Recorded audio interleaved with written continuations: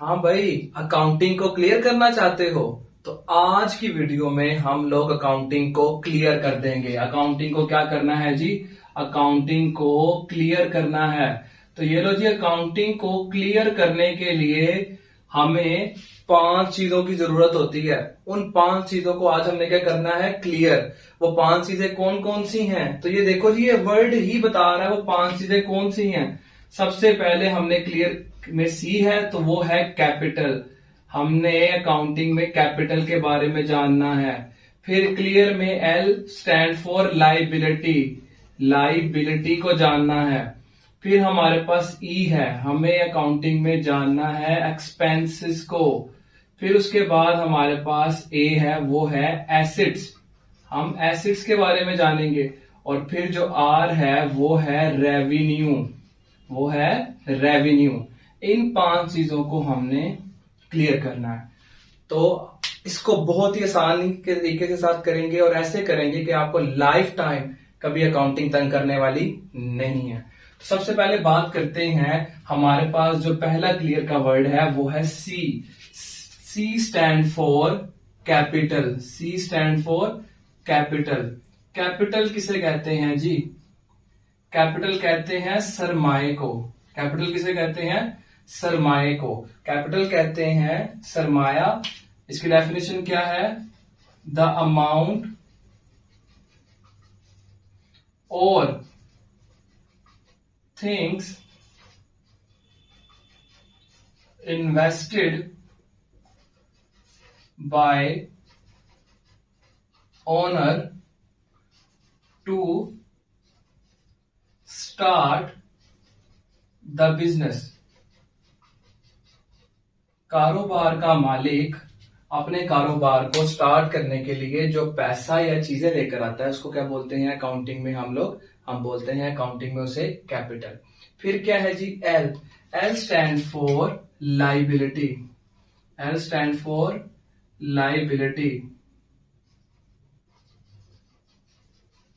Liability, liability किसे कहते हैं? लाइबिलिटी होती है जी जिम्मेदारियां। लाइबिलिटी किसे कहेंगे? जिम्मेदारियां। इसकी डेफिनेशन क्या है? द डेट, जो कर्जा है, और ऑब्लिगेशंस ऑफ बिजनेस। कारोबार ने जितना डेट, जितना कर्ज लिया या जितनी ऑब्लिगेशन, जितनी उसकी जिम्मेदारियां हैं वो क्या है? लाइबिलिटी कहलाती हैं। उसके बाद हमारे पास क्या है जी? E. E stand for expense, E stand for expense. Expense किसे कहते हैं? अखराजात। एक्सपेंस किसे कहते हैं? अखराजात। अखराजात किसे कहते हैं?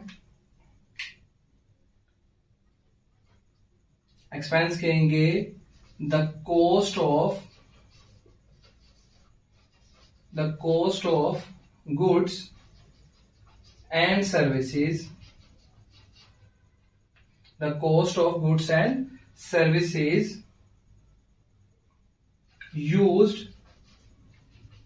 In making profit.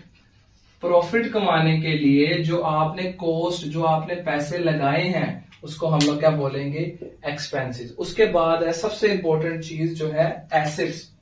क्या है जी हमारे पास? एसेट्स। एसेट्स सबसे इंपॉर्टेंट है, इसको बोलते हैं असासा जात, असासा जात। इसीलिए तो नवाज शरीफ के भी असासा जात का रोला चल रहा है।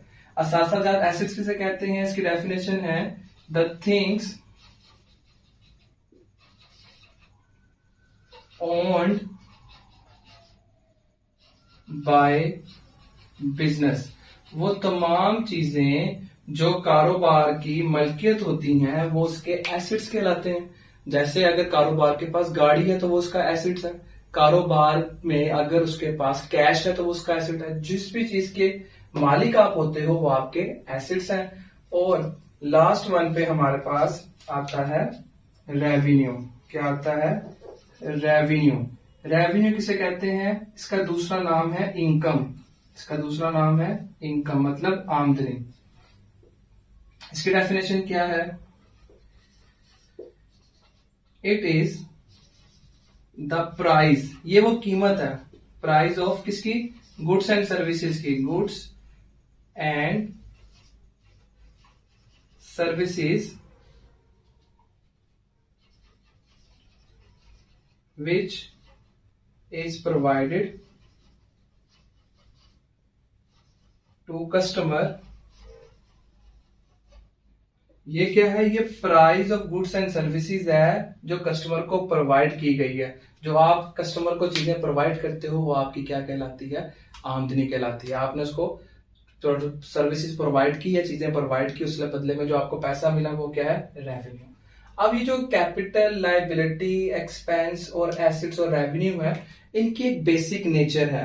कारोबार में या तो ये इंक्रीज करते हैं, या तो जो आपका कैपिटल है वो इंक्रीज करेगा, या आपका जो कैपिटल है वो डिक्रीज करेगा।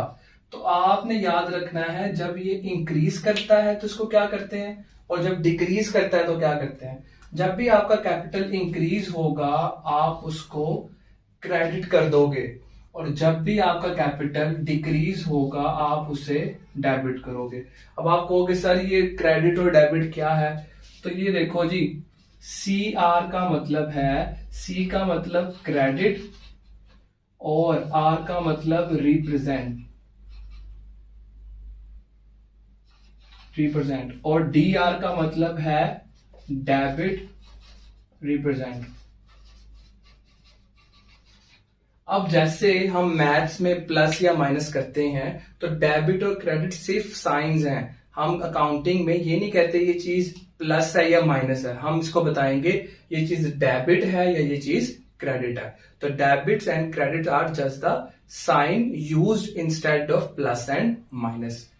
अब जब भी आपने कैपिटल, आपको लगेगा कि आपके कारोबार में ओनर ने पैसा और लगा दिया है, तो आप इसको बढ़ने पर क्रेडिट कर दोगे, और जैसे ये कम होगा तो इसको डेबिट कर दोगे। उसके बाद लायबिलिटी है। लायबिलिटी भी आपकी कारोबार में या तो इंक्रीज करेगी या लायबिलिटी आपके कारोबार में डिक्रीज करेगी। तो जैसे ही आपके कारोबार में आपने और कर्ज ले लिया तो आपकी लायबिलिटी बढ़ गई, तो आप इसको कर दोगे क्रेडिट। और जैसे ही आपकी जो लायबिलिटी है, आपने जिससे कर्ज लिया था आपने उसको पैसे वापस कर दिए, तो वो आपकी डिक्रीज होगी, आप इसको करोगे डेबिट। इसी तरह आपके अखराजात, आपके जो अखराजात हैं ये भी या तो बढ़ेंगे या कम होंगे। अगर आपने अपने अखराजात को बढ़ते हुए देखा, आपने देखा कि आपका जो एक्सपेंस है वो बढ़ गया है, बिजली का बिल आ गया, एक्सपेंस बढ़ गया, तो जैसे ही आपका एक्सपेंस बढ़ेगा आपने उसको करना है डेबिट, और जैसे ही आपका एक्सपेंस अगर कम हो गया तो आपने उसको कर देना है क्रेडिट। इसी तरह आपके एसेट्स, अगर कारोबार ने एक मशीन खरीदी हुई थी, उसके बाद आपने एक और मशीन खरीद ली, तो एसेट बढ़ गया, तो जैसे ही एसेट बढ़ेगा आप उसको करोगे डेबिट। और अगर आपके पास 2 बाइक्स थी, आपने 2 में से एक बाइक को सेल आउट कर दिया, तो एसेट क्या हो गया, कम हो गया, तो आप उसको क्या करोगे, क्रेडिट करोगे। क्या करोगे, उसे क्रेडिट करोगे। और लास्ट वन पे आपका रेवेन्यू है, तो रेवेन्यू भी या तो इंक्रीज आपकी इनकम होगी, आपने कारोबार में चीजें बेची तो आपकी आमदनी में इजाफा हो रहा है, तो आप इसको करोगे क्रेडिट। और अगर आपकी चीजें बेची थी वो वापिस आ गई हैं किसी भी वजह से, वो लोगों ने रिटर्न कर दी हैं, तो वो आपकी इनकम कम हो जाएगी, तो आप उसको करोगे डेबिट करोगे। ठीक हो गया।